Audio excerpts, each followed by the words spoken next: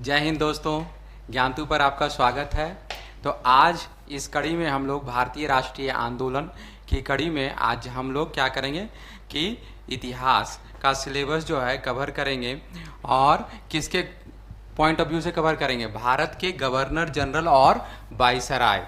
जो भारत के governor general और वाइसराय हुए कब से कब तक, 1856 से लेकर के 1950 तक के गवर्नर जनरल और वाइसराय का हम लोग क्या करने जा रहे हैं, अध्ययन करने जा रहे हैं।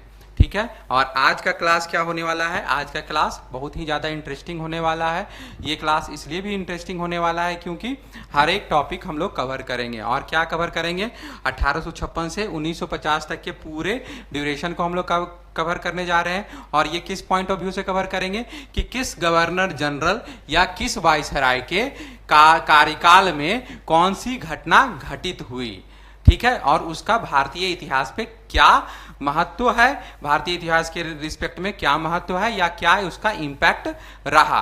ठीक है। ये सारी चीजों का डिस्कशन आज हम अपने इस क्लास में करने जा रहे हैं। ठीक है। तो सबसे पहला नाम आता है लॉर्ड कैनिंग का। सबसे पहले क्या किनका नाम आता है, लॉर्ड कैनिंग का। लॉर्ड कैनिंग कब से कब तक थे, 1856 से 1962 तक कौन थे, हमारे लॉर्ड कैनिंग थे।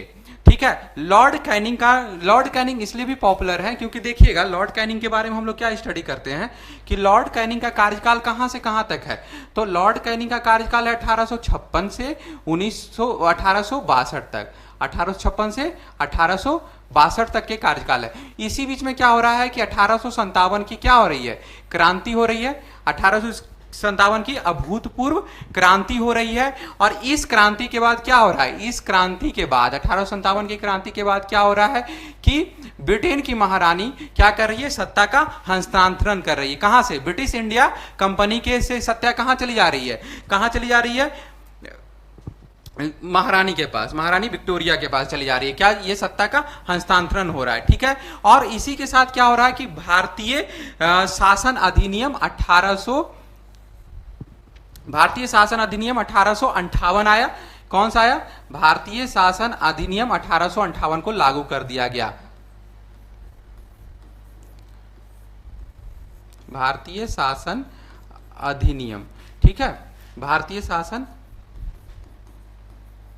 अधिनियम को लागू किया गया। कब, 1858 में। किसके कार्यकाल में, लॉर्ड कैनिंग। लॉर्ड कैनिंग का कार्यकाल क्या था, 1856 से 1862। ठीक है। याद रहेगा क्या क्या हो गया इस कार्यकाल में, 1857 का विद्रोह हो गया और 1858 का भारतीय शासन अधिनियम लागू किया गया। और दूसरा सबसे सोचने वाली बात है कि ये भारत के अंतिम गवर्नर जनरल, ये क्या था, क्योंकि इसके बाद इसको क्या किया गया, जैसे ही भारतीय शासन अधिनियम लागू हुआ ये क्या हो गए, गवर्नर जनरल से क्या बन गए, वाइसराय बन गए। क्या बन गए, गवर्नर जनरल से वाइसराय बन गए।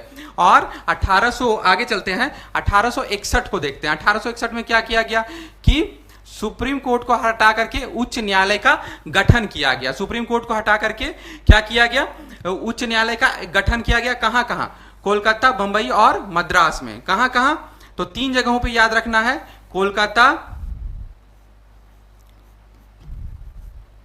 कोलकाता, मद्रास और बंबई में। ठीक है।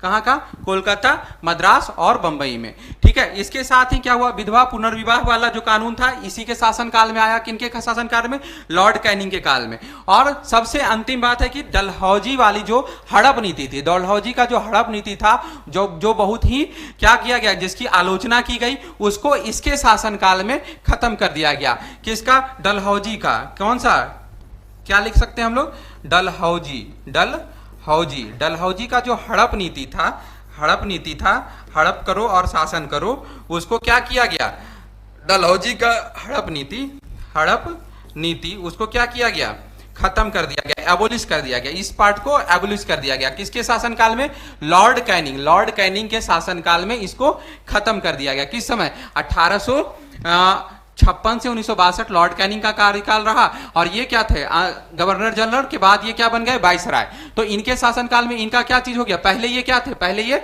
गवर्नर जनरल थे, फिर वाइसराय बन गए। ठीक है, खत्म। आगे चले, तो अभी हम लोग क्या देख रहे थे कि हाँ, लॉर्ड एलिंग की कब से है, 1862 से 1863। तो हम लोग इनके बारे में क्या डिस्कस कर रहे थे, इनका कार्यकाल कब से है, ये वाइसराय बने, ये 1800, ये प्योर वाइसराय हो गए, क्योंकि पिछले वाले क्या थे, गवर्नर जनरल भी थे और वाइसराय भी थे। तो 1862 से 1863 के बीच का जो कार्यकाल हम लोग देख रहे हैं, तो इसके बीच में लॉर्ड एलिंग के बीच में कुछ भी ज्यादा कुछ बदलाव नहीं हुआ, ज्यादा चेंजेज नहीं हुआ। एक जो इंपॉर्टेंट घटना हुई वो घटना है बहावी आंदोलन के रूप में। तो बहावी आंदोलन क्या है, बहावी आंदोलन, तो बहावी आंदोलन का जो संस्थापक थे, या इंडिया में जो भारत में संस्थापक थे, उसके रूप में किसका नाम जाना जाता है, सैयद अहमद का। सैयद किनका नाम जाना जा रहा है, सैयद अहमद। तो ये एक जोरदार आंदोलन था, किसके लिए, मुसलमानों के सामाजिक और धार्मिक सुधार से रिलेटेड है। सैयद अहमद रायबरेली के हैं, और रायबरेली कहां है, तो यूपी में है। तो रायबरेली से रिलेटेड है कौन, सैयद अहमद। और सैयद अहमद क्या है कि भारत में बहावी आंदोलन के समर्थक हैं या संस्थापक बोल सकते हैं भारत में, ठीक है। तो इनका काम क्या था कि इनका जो मुसलमानों से रिलेटेड है, और मुस्लिम से रिलेटेड क्या है कि मुस्लिमों के धार्मिक और सामाजिक सुधारों से रिलेटेड है। चलिए ठीक है, ये लॉर्ड एलिंग का देख लिए हम लोग। आगे चलते हैं, आगे हम लोग मिलते हैं किनसे, सर जॉन लॉरेंस से मिलते हैं। और ये भी वाइसराय 1864 से 1869 में। कब से कब तक, 1864 से कब से, 1864 से 69 तक के बीच में कौन थे, सन जॉन लॉरेंस के शासनकाल में क्या हुआ था, सबसे पहला चीज देखते हैं क्या हो गया था, देखिएगा, द्वार युद्ध किसके किसके बीच में लड़ा गया, किसके बीच में लड़ा गया, एंग्लो भूटान, मतलब भूटान से लड़ा गया। किससे लड़ा गया, तो भूटान से लड़ा गया, भूटान के साथ लड़ा गया। क्या, कौन सा युद्ध, द्वार युद्ध लड़ा गया। और उसके बाद फिर इसमें एक और चीज आ गया, एक तो भूटान का नाम आता है,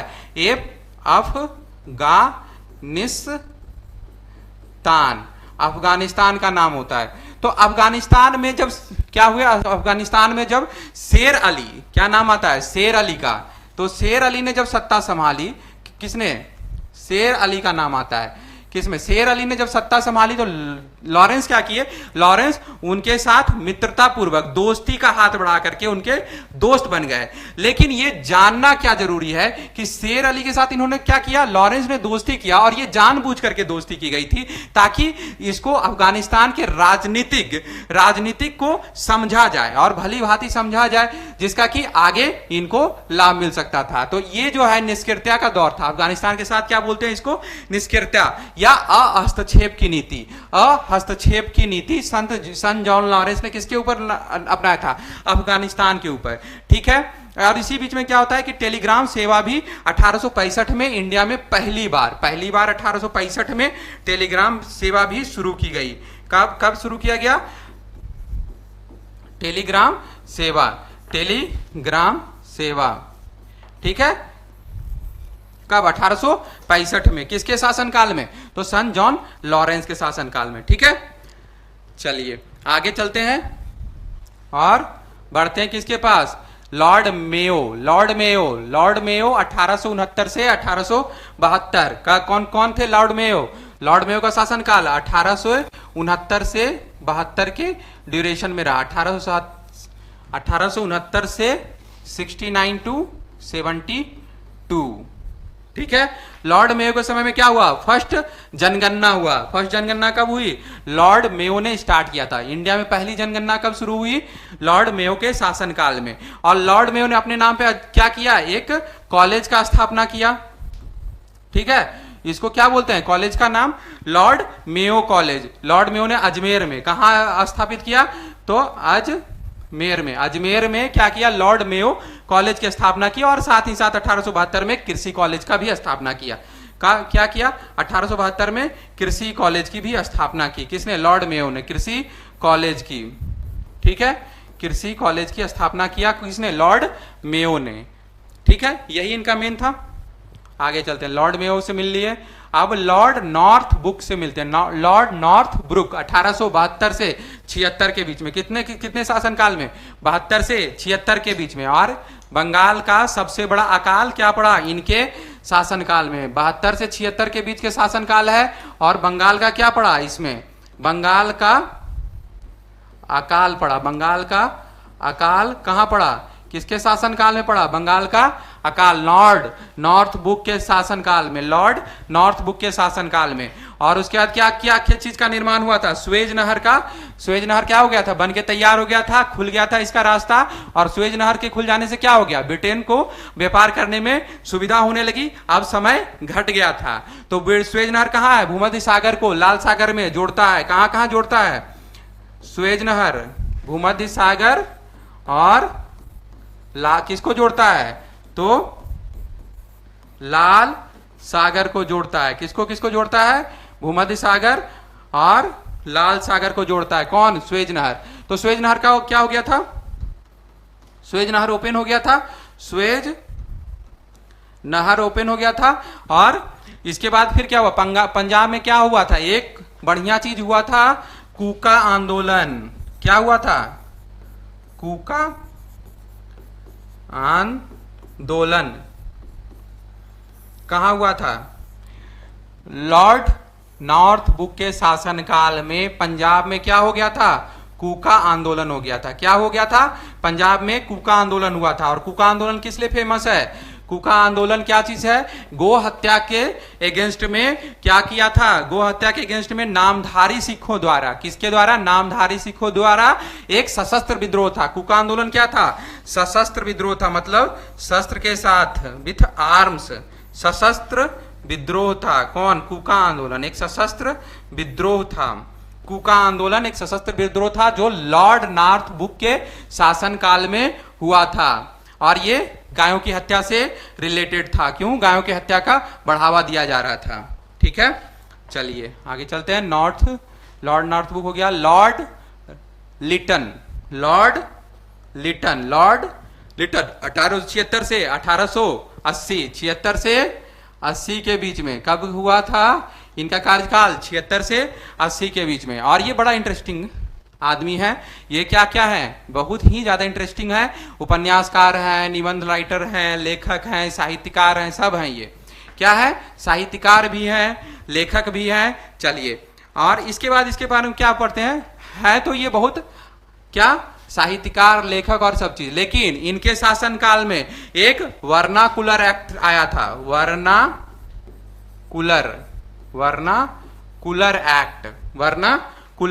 वर्नाकुलर प्रेस एक्ट। ठीक है, किससे रिलेटेड है? Press act, vernacular press act. ठीक है, तो वर्नाकुलर प्रेस एक्ट क्या बोलता है कि इसका कंट्रोल हो गया। अब क्या हो गया? प्रेस पे कंट्रोल हो गया कि ये कुछ भी ऐसे नहीं छाप सकते अदर देन इंग्लिश लैंग्वेज।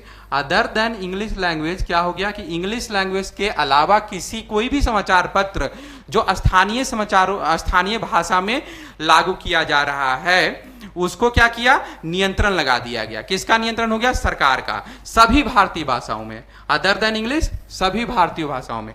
इसका सबसे बड़ा क्या हो गया? सबसे बड़ा जो है जिसको टारगेट करके रखा गया था वो है सोम प्रकाश। कौन सी पत्रिका को टारगेट किया गया था? सोम प्रकाश।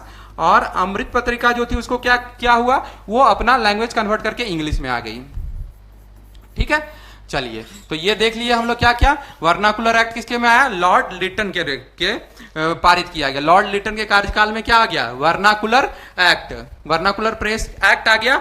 और क्या हो गया? एक लिटन ने क्या किया था? और रिचर्ड स्ट्रैटजी की अध्यक्षता में बंगाल अकाल आयोग का भी गठन किया था। अकाल आयोग का भी गठन किया हुआ था इसके शासनकाल में। अकाल आयोग किसके नेतृत्व में? तो रिचर्ड स्ट्रैटजी के नेतृत्व में। चलिए, ठीक है, लॉर्ड रिपन पढ़ लिए। लॉर्ड रिपन के बारे में पढ़ेंगे। लॉर्ड रिपन 1880 से 1884। लॉर्ड रिपन 1880 से 84। तो 1880 से 1884 1884। तो सबसे पहला जो वो था वर्नाकुलर एक्ट, जो पढ़े अभी, वर्नाकुलर प्रेस एक्ट, ठीक है, वर्नाकुलर प्रेस एक्ट जो पढ़े, वर्नाकुलर प्रेस एक्ट को क्या किया गया, खत्म कर दिया गया। किसके शासनकाल में? लॉर्ड रिपन ने क्या किया, सबसे पहला काम किया, वर्नाकुलर प्रेस एक्ट को खत्म कर दिया। और दूसरा काम क्या किया, स्थानीय स्वशासन की शुरुआत की, स्थानीय स्वशासन की शुरुआत की। लॉर्ड रिपन क्या था? लॉर्ड रिपन एक उदारवादी वाइसराय माना जाता है, उदार वाइसराय, जिसने भारतीय प्रशासन को उदार बनाने का काम किया था। लिबरल था, लिबरल भारतीय प्रशासन को उदार बनाने का काम किया। और क्या किया, रिपन के समय ही नियमित 10 साल में एक बार दसीय जनसंख्या गणना शुरू किया गया, दसीय जनसंख्या जनगणना। और फैक्ट्री में बच्चों को काम करने का जो प्रावधान था कि उसको नहीं काम करवाना है, वो किसके शासनकाल में आया? लॉर्ड रिपन के शासनकाल में। कब? 1880 से 1884। पहला काम, वर्नाकुलर एक्ट को क्या किया, समाप्त कर दिया। दूसरा काम बोलिए, एक उदार नेता था, स्थानीय स्वशासन का शुरुआत किया। नेता नहीं था, एक वाइसराय था, उदार वाइसराय था, और जिसने क्या किया, भारतीय प्रशासन को उदार बनाने का काम किया। और दूसरा क्या किया, नियमित 10 वर्षीय जनगणना का सुधार, ये नियमित 10 वर्षीय जनगणना की शुरुआत की। और दूसरा, फैक्ट्री में क्या किया, बच्चों से संशोधित कानून लाया, जिससे क्या हुआ कि कम उम्र के बच्चों को रोक दिया गया, रोकने का प्रावधान रखा गया कि फैक्ट्री में कम उम्र के बच्चे काम नहीं कर सकते हैं। चलिए अब आते हैं लॉर्ड डफरिन। लॉर्ड डफरिन 1884 से 1888 कब है? लॉर्ड डफरिन का कार्यकाल कब है? 1884 से 1888। इंटरेस्टिंग चीज क्या हो सकता है, सोचिए इसके बारे में, दिमाग लगाइए, क्या क्या हुआ था। बहुत बढ़िया बढ़िया काम हुआ। 1884 से 1888, समझ रहे हैं क्या था? भारतीय राष्ट्रीय कांग्रेस की स्थापना, भारतीय राष्ट्रीय कांग्रेस की स्थापना कब? 1885। भारतीय राष्ट्रीय कांग्रेस की स्थापना कब हुई? 1885, लॉर्ड डफरिन के शासनकाल में। फिर क्या हुआ? थर्ड आंग्ला बर्मा वार हुआ, इंग्लैंड और बांग्ला के बीच में क्या हुआ? बर्मा वार हुआ, आंग्ला और म्यांमार के साथ, ठीक है। इंग्लैंड और म्यांमार के साथ क्या हुआ? वार हुआ, लड़ाई हुआ, ठीक है। किसके साथ हुआ? लॉर्ड डफरिन के शासनकाल में कांग्रेस का स्थापना हो गया, बर्मा युद्ध हुआ, और बर्मा को क्या किया गया? मिला लिया गया। बर्मा को ब्रिटिश शासन में मिला लिया गया। कहां? ब्रिटेन में। कहां मिला लिया गया? ब्रिटिश शासन में मिला लिया गया, ठीक है, ब्रिटिश शासन में मिला लिया गया। और टेनेंसी एक्ट पारित हुआ गया। जो टेनेंसी एक्ट क्या है? मालिक और रैयत के बीच का एक कानून है, जिसको पारित किया गया। किसके कारण शासनकाल में? लॉर्ड डफरिन के शासनकाल में। लॉर्ड डफरिन के शासनकाल में क्या क्या हुआ? कांग्रेस की स्थापना हुई, म्यांमार के साथ लड़ाई हुआ, और ब्रिटिश में मिला लिया गया। तृतीय युद्ध हुआ था 1885 से किसके बीच में? 1885 से 1888। किसके साथ? बर्मा के साथ, ठीक है, बर्मा के साथ युद्ध हुआ, जिसको म्यांमार भी बोलते हैं, ठीक है, जिसको क्या बोलते हैं? म्यांमार भी बोलते हैं, ठीक है।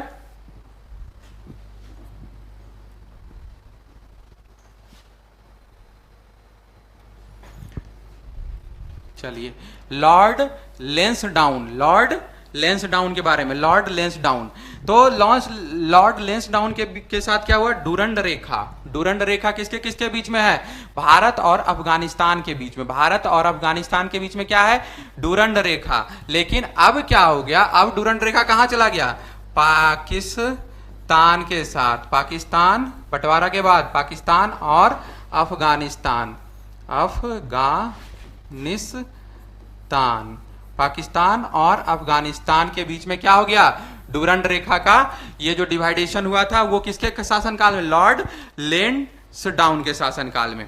अब क्या हो गया कि इसमें एक और कंपनी एक्ट होगा, कंपनी के कारखाना अधिनियम लाया गया 1893 में। 1893 में कारखाना एक्ट लाया गया, जिसमें महिलाओं को क्या किया गया? 11 घंटे से ज्यादा काम नहीं कर सकते हैं महिला क्या कर सकती है, 11 घंटे से ज्यादा काम नहीं कर सकती है, और सप्ताह में 1 दिन की छुट्टी अनिवार्य कर दी गई। कितने दिन की छुट्टी, 1 दिन की छुट्टी को अनिवार्य कर दिया गया।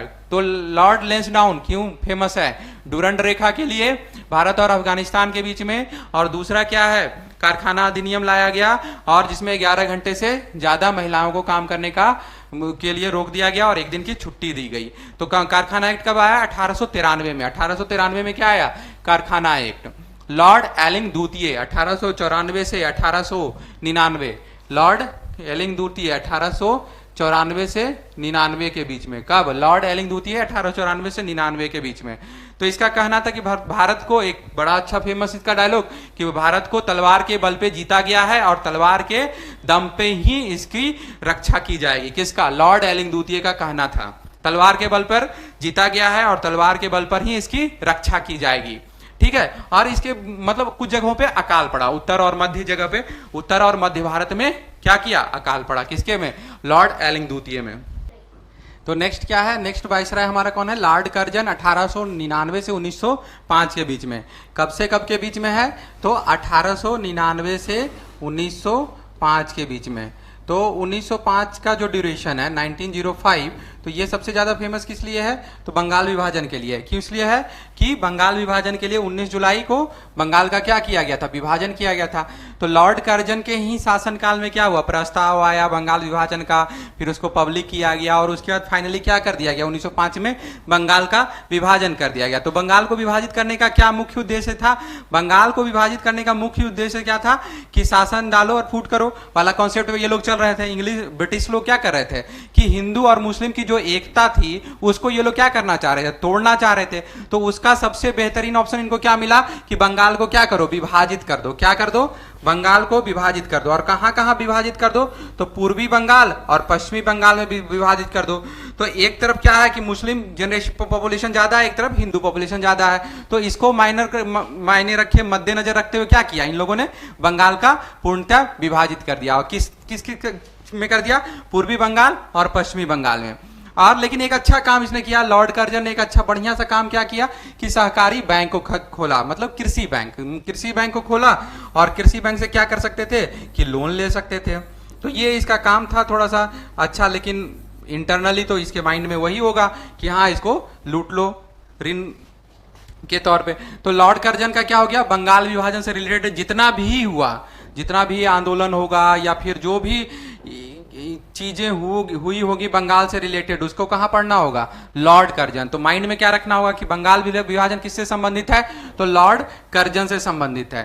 ठीक है, तो लॉर्ड कर्जन देख लिए। आगे चलते हैं हम लोग, क्या हम लोग पढ़ते हैं लॉर्ड मिंटो द्वितीय। लॉर्ड मिंटो द्वितीय 1905 से 1910, कहां से कहां तक, 1905 से 1910 तक। कौन, लॉर्ड मिंटो। तो मिंटो के समय में क्या हुआ था, मुसलमानों के लिए अलग निर्वाचन पद्धति या निर्वाचन व्यवस्था की गई थी। किसके तहत, मार्ले मिंटो सुधार अधिनियम के। कौन सा आया, मार्ले मिंटो सुधार अधिनियम कौन सा, 1905। मार्ले मिंटो सुधार अधिनियम 1909। मार्ले मिंटो सुधार अधिनियम 1909, मार्ले मिंटो सुधार अधिनियम 1909। और 1906 में, इसके पहले ही क्या हो गया था, 1906 में ही ढाका में मुस्लिम लीग की स्थापना हुई थी। क्या क्या हुआ था, ढाका में मुस्लिम लीग की स्थापना की गई थी। ठीक है, मुस्लिम लीग की स्थापना किसके शासनकाल में हुआ, तो मार्ले मिंटो, मुस्लिम लीग की स्थापना हुई। कब, ढाका में 1906 में। 1906 में ढाका मुस्लिम लीग, यहाँ मार्ले मिंटो सुधार अधिनियम के तहत क्या किया गया, मुसलमानों के लिए अलग निर्वाचन व्यवस्था की गई। और 1907 हुआ, फिर इसके बाद क्या आया, 1907 में सूरत के अधिवेशन में क्या हुआ, कांग्रेस का विघटन हो गया, कांग्रेस का विभाजन हुआ। क्या हो गया, कांग्रेस का विभाजन हो गया। ठीक है, कांग्रेस का विभाजन क्या क्या में हुआ, 1907 के सूरत के अधिवेशन में। कौन कौन सा दल हो गया, नरम दल और गरम दल। कौन कौन दल, गरम दल और नरम दल, नरम दल। ठीक है, तो गरम दल में क्या, लाल बाल पाल आ गए, है ना, और एगो घोष थे। तो इसी तरह से क्या हो गया, सूरत के अधिवेशन में 1907 में ये क्या हो गया, लॉर्ड मिंटो द्वितीय के शासनकाल में क्या हो गया, गरम दल और नरम दल में कांग्रेस का विभाजन हो गया और रूसी प्रतिनिधि के बीच में बैठक हुई। एक 1907 में क्या हुआ, इंग्लैंड और रूसी प्रतिनिधि के साथ क्या हुआ, ब्रिटिश का बैठक हुआ, एक फेमस बैठक हुआ 1907 में। यही 4 पॉइंट। पहला क्या कि पहला 1906 के ढाका 1900 पहला क्या हो गया, 1906 में ढाका में मुस्लिम लीग की स्थापना हुई और 1906 में मुस्लिम लीग की स्थापना हुई। फिर मार्ले मिंटो सुधार अधिनियम 1909 में आया गया और उसके बाद 1907 में क्या हो गया, कांग्रेस का विभाजन हो गया गरम दल और नरम दल में। फिर आता है लॉर्ड हार्डिंग द्वितीय। लॉर्ड हार्डिंग द्वितीय, लॉर्ड हार्डिंग द्वितीय का क्या है, कौन सा शासनकाल है, ड्यूरेशन क्या है, 1910 से 1916, 1910 से 16। इसी समय क्या है, जॉर्ज पंचम जो थे, जॉर्ज पंचम भारत आए। और कौन थे, लॉर्ड जॉर्ज पंचम कौन थे, ब्रिटेन के राजा जॉर्ज पंचम भारत आए थे। और उसके बाद क्या हुआ, दिल्ली में भव्य दरबार का आयोजन किया गया जहां बंगाल विभाजन को रद्द कर दिया गया। ठीक है, क्या हुआ, बंगाल विभाजन को क्या किया गया, रद्द किया गया। कहां, किसके शासनकाल में, हार्डिंग, बंगाल विभाजन को रद्द कर दिया गया। ठीक है, और क्या हुआ था, इसमें से भारत की राजधानी को कोलकाता से हटा करके कहां किया गया, दिल्ली बना दिया गया। कोलकाता से हटा करके दिल्ली, कहां से कहां हटा करके, कोलकाता से हटा करके क्या कर दिया गया, दिल्ली में कर दिया गया। कहां कर दिया गया, दिल्ली में कर दिया गया। कहां से हटा करके कहां कर दिया गया, दिल्ली। कोलकाता से हटा करके दिल्ली किया गया। बंगाल विभाजन को रद्द कर दिया गया, बंगाल विभाजन को रद्द कर दिया गया। लॉर्ड ये जॉर्ज पंचम कहां आए थे, भारत आए थे। और उसके बाद इसमें क्या होगा कि हार्डिंग 1912 में दिल्ली का राजधानी बना। ये क्या हो गया 1912 में। और हार्डिंग पे बम फेंका गया था, किस पे फेंका गया था, हार्डिंग पर दिल्ली में बम फेंका गया था और बाल मुकुंद को फांसी दी गई। ठीक है, चलिए लॉर्ड चेम्सफोर्ड, फिर आगे आते हैं कौन, लॉर्ड चेम्सफोर्ड 1916 से 1912, 1916 से 1921। कब से कब तक, 1621 से 1916 से 1921 के बीच, 1916 से 1921 के बीच में कौन, चेम्सफोर्ड। चेम्सफोर्ड के बारे में पढ़ते हैं। चेम्सफोर्ड में क्या हुआ, चेम्सफोर्ड के ही शासनकाल में लखनऊ अधिवेशन में क्या हो गया था, पैचअप हो गया था। किसके किसके बीच में, कांग्रेस और मुस्लिम लीग के बीच में समझौता हुआ था लखनऊ में। कहां कहां, लखनऊ में। लखनऊ में क्या समझौता हुआ था, कांग्रेस और मुस्लिम लीग में। और पुणे में महिला विश्वविद्यालय की स्थापना हुई, पुणे में महिला विश्वविद्यालय की स्थापना हुई। और उसके बाद 1919 में क्या हुआ, रॉलेट एक्ट पारित हुआ। इसी के शासनकाल में 1919 में रॉलेट एक्ट पास हुआ। किसके शासनकाल में, 1919 में रॉलेट एक्ट पास हुआ। रॉलेट एक्ट पास हुआ। और उसके बाद फिर क्या हुआ, इसी के शासनकाल में फिर क्या हुआ, जालियांवाला बाग हत्याकांड हुआ। जालियांवाला बाग हत्याकांड हुआ और खिलाफत आंदोलन और असहयोग आंदोलन दोनों इसी शासनकाल में शुरुआत हुआ। किसके, खिलाफत और असहयोग। खिलाफत किसके लिए था, खिलाफत और असहयोग आंदोलन, असहयोग आंदोलन, खिलाफत आंदोलन और असहयोग आंदोलन किसके शासनकाल में हुआ, चेम्सफोर्ड के शासनकाल में हुआ।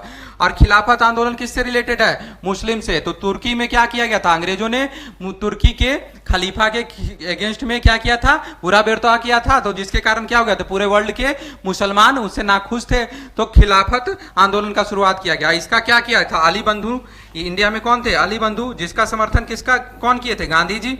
ठीक है, और गांधी जी क्यों समर्थन किए थे, अली बंधु, क्योंकि उनको पता था कि इसको भी हमें असहयोग आंदोलन में आगे जो है राष्ट्रीय आंदोलन में हमको जोड़ना है मुसलमानों को। इसलिए गांधी जी भी खिलाफत आंदोलन में मुसलमानों का साथ दिए थे। फिर इसी समय क्या हुआ, असहयोग आंदोलन हुआ, रॉलेट एक्ट पारित हुआ, जालियांवाला बाग हत्याकांड हुआ। सारा इसके कारण में हुआ, कार्यकाल में हुआ, लॉर्ड चेम्सफोर्ड। तो जालियांवाला हत्याकांड में क्या हुआ, जनरल डायर का भी एक नाम आता है। चलिए, तो इतना हम लोग क्या किसमें पढ़ेंगे, लॉर्ड चेम्सफोर्ड में। तो इतना सारा जब भी आएगा, खिलाफत आंदोलन, असहयोग आंदोलन, रॉलेट एक्ट, जालियांवाला बाग हत्याकांड, लखनऊ अधिवेशन लिख ही देते हैं, लखनऊ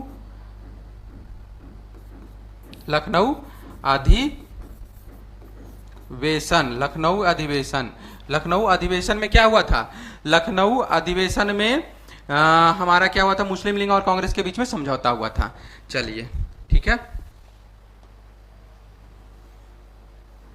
लॉर्ड रीडिंग 1921 से 1926, लॉर्ड रीडिंग का शासनकाल 1921 से 26, 1921 से 26। इसमें क्या हुआ था, मोपला विद्रोह हुआ था, मोपला विद्रोह हुआ था और सिविल सेवा की परीक्षा शुरू हुई थी, सिविल सेवा की परीक्षा शुरू हुई, सिविल सेवा की परीक्षा भारत में शुरू हुई, सिविल सेवा की परीक्षा शुरू हुई, सिविल सेवा की परीक्षा भारत में शुरू हुई। उसके बाद मोपला विद्रोह क्या चीज था, और मोपला विद्रोह और क्या हुआ था, सिविल सेवा की सुरक्षा परीक्षा शुरू हुई, मोपला विद्रोह हुआ और उसके बाद चोरी चौरा कांड हो गया, चोरी चौरा कांड, चोरी चौरा कांड, चोरी चौरा कांड। चोरी चौरा कांड में क्या हुआ था कि किसान क्या कर रहे थे कि अपना ये कर रहे थे, प्रदर्शन कर रहे थे, तो इसमें क्या किया गया, पुलिस वालों ने किसानों पर गोलियां चलवा दी।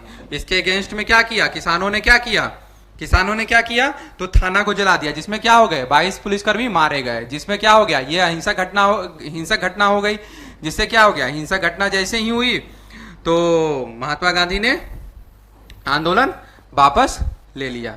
ठीक है, असहयोग आंदोलन इसी के शासनकाल में, लॉर्ड रीडिंग के शासनकाल में ही क्या हुआ, असहयोग आंदोलन खत्म हो गया, समाप्त हो गया। और असहयोग आंदोलन जब समाप्त हुआ तो लोग इनसे क्या थे, सहमत नहीं थे, फिर बाद में सहमत हुए क्योंकि अडिग रह गए थे। और इसी में क्या हुआ, लॉर्ड रीडिंग के शासनकाल में ही क्या हुआ, स्वराज पार्टी की स्थापना हो गई। क्यों, असहयोग आंदोलन से ही ऐसे भी नाखुश थे तो क्या किए फिर उसके बाद फिर क्या हुआ, 1923 में क्या हुआ, स्वराज पार्टी की स्थापना हुई, 1923 में स्वराज पार्टी की स्थापना हुई। ठीक है, अब स्वराज पार्टी के संस्थापक कौन थे, चित्तरंजन दास और मोतीलाल नेहरू। स्वराज पार्टी के संस्थापक कौन थे, मोतीलाल नेहरू और चित्तरंजन दास। ठीक है, आगे चलते हैं। लॉर्ड इरविन 1926 से 1931 के बीच में, लॉर्ड इरविन कब से कब के बीच में है, 26 से 31 के बीच में। कौन, लॉर्ड इरविन 1926 से 31 के बीच में, 1926 से 1931 के बीच में कौन है, लॉर्ड इरविन। 1928 में क्या हुआ था, साइमन कमीशन भारत आया था। कब आया था, 1928 में साइमन कमीशन भारत आया। कब आया, साइमन कमीशन भारत आया था। कब आया था, 1928 में साइमन कमीशन भारत आया। और इसके अगेंस्ट में क्या लगे, नारे लगे। क्या चीज नारा लगा, साइमन गो बैक। और इसी में क्या हुआ, लाहौर में लाला लाजपत राय क्या कर रहे थे, नेतृत्व कर रहे थे किसका, इसी का विद्रोह का। लाला लाजपत राय विद्रोह कर रहे थे और इसको क्या हुआ, पुलिस के द्वारा लाठी लगने से इनकी मृत्यु हो गई। लाहौर में ये हो गया लाला लाजपत राय का, ये प्रदर्शनकारी आगे बढ़ करके लीड कर रहे थे, नेतृत्व कर रहे थे और इस पे लाठी से चोट लगने के कारण लाला लाजपत राय की मृत्यु हो गई। और इसी समय इसी के शासनकाल में 1926 से 31 के बीच में क्या हो गया, सविनय अवज्ञा आंदोलन शुरू हुआ। कौन सा, सविनय अवज्ञा आंदोलन, सविनय अवज्ञा आंदोलन, सविनय अवज्ञा आंदोलन। ठीक है, सविनय अवज्ञा आंदोलन कब शुरू हुआ, लॉर्ड इरविन के शासनकाल में, 1926 से 1931 के बीच में। लॉर्ड इरविन के शासनकाल में क्या क्या हो गया, साइमन कमीशन आया, लाला लाजपत राय की मृत्यु हुई, सविनय अवज्ञा आंदोलन शुरू हुआ और पहला गोलमेज सम्मेलन हुआ। पहला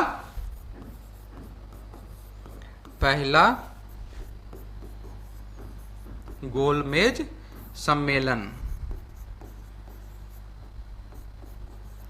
पहला गोलमेज सम्मेलन कब हुआ, लॉर्ड इरविन के शासनकाल में। और गांधी इरविन समझौता पर हस्ताक्षर भी हुआ। पहला 1931 में क्या हुआ, गांधी इरविन समझौता पे हस्ताक्षर भी हुआ और सविनय अवज्ञा आंदोलन क्या हो गया, बंद हो गया। तो लॉर्ड इरविन के शासनकाल में क्या हुआ, सविनय अवज्ञा आंदोलन शुरू भी हुआ और बंद भी हो गया। और बंद हुआ कब, गांधी इरविन समझौता के साथ ही सविनय अवज्ञा आंदोलन बंद हुआ। ठीक है, पहला गोलमेज सम्मेलन हुआ, साइमन कमीशन आया, लाला लाजपत राय की मृत्यु हुई, सविनय अवज्ञा आंदोलन शुरू हुआ, गांधी इरविन समझौता हुआ और सविनय अवज्ञा आंदोलन बंद हो गया। ठीक है, लॉर्ड इरविन। आगे चलते हैं, लॉर्ड विलिंगटन 1931 से 1936, लॉर्ड विलिंगटन, लॉर्ड विलिंगटन 1931 से 1936, लॉर्ड विलिंगटन 1931 से 1936, लॉर्ड विलिंगटन कब से? 1931 से 1936। दूसरा गोलमेज सम्मेलन, ठीक है, गोलमेज सम्मेलन, दूसरा गोलमेज सम्मेलन, ठीक है, दूसरा गोलमेज सम्मेलन कब से? ठीक है, दूसरा गोलमेज सम्मेलन हुआ, लेकिन 1900 फिर इसमें क्या हुआ? गोलमेज सम्मेलन से असफल हो गए तो 1932 में फिर से क्या हुआ? 1932 में फिर से सविनय अवज्ञा आंदोलन शुरू कर दिया गया फिर से। तो सविनय अवज्ञा आंदोलन का दो पार्ट हो गया, ठीक है, पहला पार्ट जो उसमें गांधी में समझौता के साथ बंद हो गया था, और दूसरा फिर से शुरू हो गया गोलमेज सम्मेलन, ये द्वितीय सेकेंड गोलमेज सम्मेलन, सेकेंड गोलमेज सम्मेलन सविनय अवज्ञा आंदोलन, सविनय अवज्ञा आंदोलन, सविनय अवज्ञा आंदोलन फिर से शुरू कर दिया गया था, ठीक है। उसके बाद चलते हैं कि भारत सरकार अधिनियम 1935 पारित किया गया। 1935 में भारत सरकार अधिनियम 1935, कौन सा अधिनियम? भारत सरकार अधिनियम, ठीक है, इसको लिखते हैं भारत सरकार अधिनियम, भारत सरकार अधिनियम कब? 1935 में, भारत सरकार अधिनियम 1935 में। और इसका किसने विरोध किया? कांग्रेस और मुस्लिम लीग, कांग्रेस और मुस्लिम लीग दोनों ने मिलकर के क्या किया? विरोध किया, किसका? इसका भारत सरकार अधिनियम, ठीक है, कांग्रेस और मुस्लिम लीग दोनों ने क्या किया? मुस्लिम लीग दोनों ने क्या किया? विरोध किया, किसका? कांग्रेस और इसका, कांग्रेस और मुस्लिम लीग दोनों ने मिलकर के भारत सरकार अधिनियम 1935 का विरोध किया। लॉर्ड विलिंगटन, लॉर्ड विलिंगटन में दूसरा गोलमेज सम्मेलन और असफल हो जाता है। 1932 में फिर सविनय अवज्ञा आंदोलन शुरू होता है और भारत सरकार अधिनियम 1935, और उसके बाद फिर क्या होता है कि इसको सपोर्ट किया जाता है, ठीक है।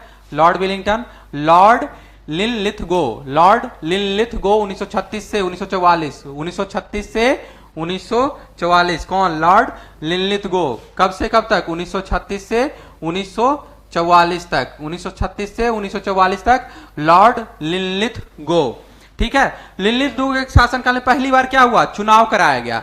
सबसे पहली बार क्या हो गया? चुनाव किसके शासनकाल में हुआ?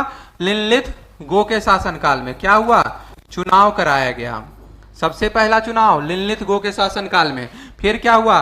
द्वितीय विश्व युद्ध हुआ, second world war, second world war हुआ कब? सेकेंड वर्ल्ड वार कब हुआ?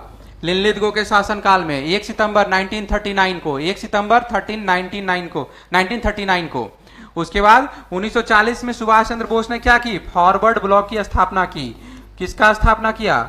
फॉरवर्ड ब्लॉक की स्थापना की, ठीक है। 1940 में सुभाष चंद्र बोस, एससी बोस ने क्या की? सुभाष चंद्र बोस ने फॉरवर्ड ब्लॉक की स्थापना की और 1940 में पहली बार पृथक राष्ट्र का निर्माण, पृथक मुस्लिम राष्ट्र का निर्माण मांग किया गया, यानी पाकिस्तान का मांग किया गया। 1940 में क्या किया गया? पाकिस्तान का मांग किया गया। किसका मांग किया गया? पाकिस्तान का मांग किया गया, पृथक मुस्लिम राष्ट्र। 1940 में पाकिस्तान का मांग किया गया और 1940 में अंग्रेजों के द्वारा अगस्त प्रस्ताव को लाया गया। कब? 1940 में अगस्त प्रस्ताव को लाया गया, जिसका कारण क्या था? अगस्त प्रस्ताव का, अगस्त प्रस्ताव क्यों लाया गया? अगस्त प्रस्ताव इसलिए लाया गया क्योंकि द्वितीय विश्व युद्ध में भी भारतीयों का समर्थन पाया जाए। द्वितीय विश्व युद्ध में यानी सेकेंड वर्ल्ड वार में ब्रिटेन क्या चाह रहा था? इंडिया का सपोर्ट चाह रहा था, ठीक है। ये इसीलिए लाया गया अगस्त प्रस्ताव, ठीक है। और इसी समय 1943 में भयंकर अकाल पड़ा, ठीक है। तो पॉइंट क्या क्या हो गया? अकाल पड़ा, ठीक है।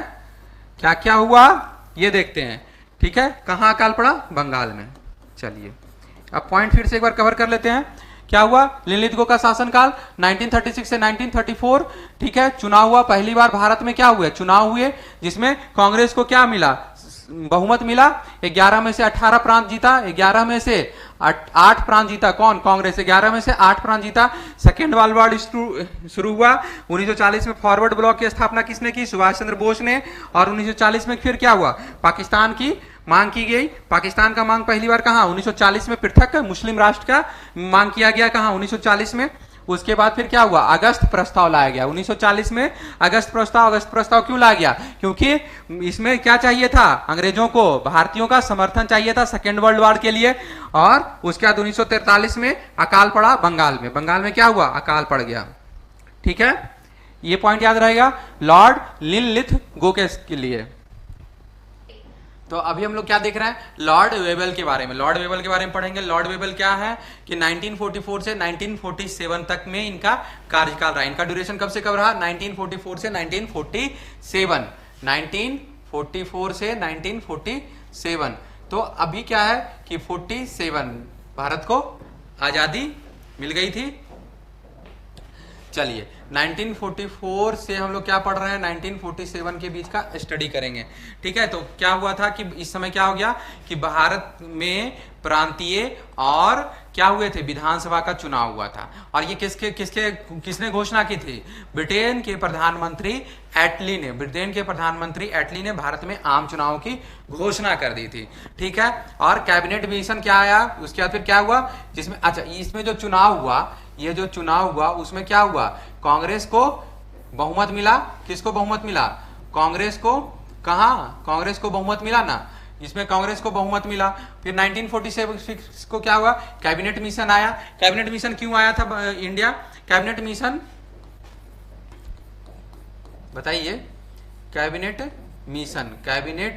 मिशन क्या हुआ? इंडिया आता है। और कैबिनेट मिशन का क्या काम था कि ब्रिटिश गवर्नमेंट से क्या करना है? इंडियन पॉलिटिशियन को, भारतीय राजनेता को क्या करना था? सत्ता का हस्तांतरण करना था। कैबिनेट मिशन का मेन प्लान क्या था? मेन उद्देश्य क्या था? 1946 को आता है। कौन? Cabinet mission. इसका प्लान क्या था? सत्ता का हस्तांतरण। सत्ता का क्या करना था? हस्तांतरण करना था। किससे? ब्रिटिश एम्पायर से इंडियन पॉलिटिशियन के पास क्या करना था? सत्ता का हस्तांतरण कर देना था। और क्या किया? घोषणा क्या किया गया? 20 फरवरी 1947 को ब्रिटेन के प्रधानमंत्री एटली ने हाउस ऑफ कॉमन्स में यह घोषणा की कि 1948 तक में, जून 1948 में, कब क्या घोषणा की? जून 1948 तक क्या किया जाएगा? भारत को आजादी दे दी जाएगी। कब? जून 1948 तक में। तो क्या हो गया? लॉर्ड वेबल के शासनकाल में क्या है? 1944 से 1947। ठीक है, चुनाव हुए। कहां कहां? प्रांतीय चुनाव हुए। और कहां हुए? प्रांतीय चुनाव और केंद्रीय विधानसभा में चुनाव हुआ। तो केंद्रीय विधानसभा और प्रांतीय चुनाव में किसको बहुमत मिला? कांग्रेस को। 1946 में कांग्रेस का कैबिनेट मिशन आया। कैबिनेट मिशन का काम क्या था? भारत का सत्ता हस्तांतरण ब्रिटिश गवर्नमेंट से किसमें? ब्रिटिश शासन से किसमें? भारतीय पॉलिटिशियन में सत्ता का हस्तांतरण था। उसके बाद फिर क्या हुआ? जून 1948 में क्या बोला लॉर्ड एटली ने? क्या बोला? ब्रिटेन के प्रधानमंत्री एटली ने बोला कि भारत को स्वतंत्रता कब मिल जाएगी? जून 1948 तक दे दी जाएगी। ठीक है, चलिए इतना पॉइंट याद रहेगा। लॉर्ड वेबल के बाद चलते हैं लॉर्ड माउंटबेटन के पास। लॉर्ड माउंटबेटन 1947 से 1948। लॉर्ड माउंटबेटन 1947 से 48। और क्या हो गया? लॉर्ड माउंटबेटन क्या हो गए? अब भारत का गवर्नर जनरल। कौन? Lord Mountbatten. सत्ता का हस्तांतरण करने के लिए लॉर्ड माउंटबेटन को क्या बनाया गया? लॉर्ड माउंटबेटन को गवर्नर जनरल बनाया गया। ठीक है, लॉर्ड माउंटबेटन को गवर्नर जनरल बनाया गया। गवर्नर जनरल किसको बनाया गया? लॉर्ड माउंटबेटन को। लॉर्ड माउंटबेटन को क्या बनाया गया? गवर्नर जनरल बनाया गया। और माउंटबेटन योजना क्या हो, कब है? माउंटबेटन योजना के बारे में भी पढ़ना है। 3 जून 1947। 3 जून 1947 को लॉर्ड माउंटबेटन योजना। कौन सा योजना? माउंटबेटन योजना। कौन सा योजना? माउंटबेटन योजना। ठीक है, इसमें क्या शामिल हुआ? लॉर्ड माउंटबेटन योजना में क्या था? भारत का विभाजन करना। भारत का विभाजन हो गया। भारत का विभाजन करना, भारत और पाकिस्तान। कौन कौन सा? भारत और पाकिस्तान। लॉर्ड माउंटबेटन क्या कर दिए? पाकिस्तान, भारत और पाकिस्तान में शामिल करना। और 15 अगस्त 1947 को क्या हो गया? भारत आजाद हो गया। 15 अगस्त 1947 को भारत आजाद हो गया। 15 अगस्त कब? 1947 को भारत आजाद हो गया। ठीक है, और आजाद कब हुआ? लॉर्ड माउंटबेटन क्या थे? गवर्नर जनरल थे। ठीक है, तो स्वतंत्र भारत के प्रथम गवर्नर का क्वेश्चन आएगा तो क्या बोलेंगे? Governor general. स्वतंत्र भारत का प्रथम गवर्नर जनरल लॉर्ड माउंटबेटन। स्वतंत्र भारत का प्रथम गवर्नर जनरल लॉर्ड माउंटबेटन। ठीक है, शासनकाल 1947 से 48 के लिए।